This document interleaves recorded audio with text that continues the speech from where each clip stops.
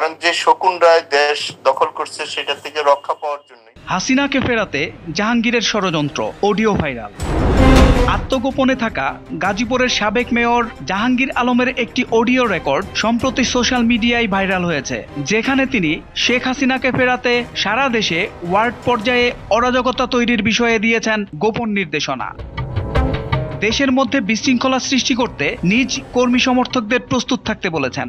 11 minute 9 সেকেন্ডের ওই audio রেকর্ডে জাহাঙ্গীরকে বলতে শোনা যায়, পৃথিবীর কোনো শক্তি আমাদের বাড়ির মধ্যে গুছিয়ে দেবে না। আমাদের নেতা শেখ হাসিনা, তার কাজ তিনি করছেন। আমাদের যে কাজ তা আমাদেরকেই করতে হবে। নিজেদের অবস্থান তৈরি করতে হবে। আপনাদের কি করতে হবে 24 ঘন্টা আগে তা জানিয়ে দেওয়া হবে।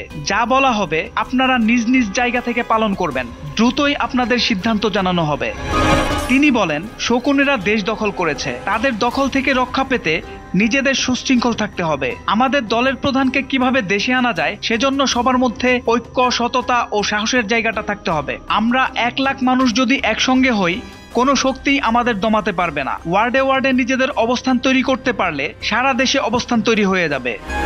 জাহাঙ্গীর আরও বলেন, শুধু ছাত্রলীগে 36 লাখ নেতা থাকার কথা। আওয়ামী লীগের সব সহযোগী সংগঠন মিলে 1,72 লাখ নেতা পদে থাকার কথা ছিল, কিন্তু কি কারণে হয়নি আপনারা সবাই জানেন। আমাদের ভুল ত্রুটি ছিল, তাও সবাই জানি। আমাদের সবাই কেন্দ্রীয় ও আন্তর্জাতিক নেতা হয়েছি, কিন্তু নিজের ওয়ার্ডের খবর জানি না। নিজের ওয়ার্ডে অন্য কাউকে অবস্থান করতে দিবেন না। নিজ নিজ ওয়ার্ডে নিজেদের অবস্থান তৈরি করতে হবে, তাহলেই সারা দেশে আমাদের অবস্থান তৈরি হয়ে যাবে।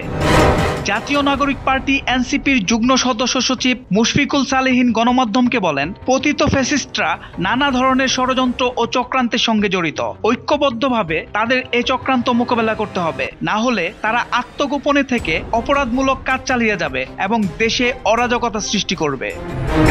সোহেল মাহমুদ, দৈনিক নতুন সময়, ঢাকা।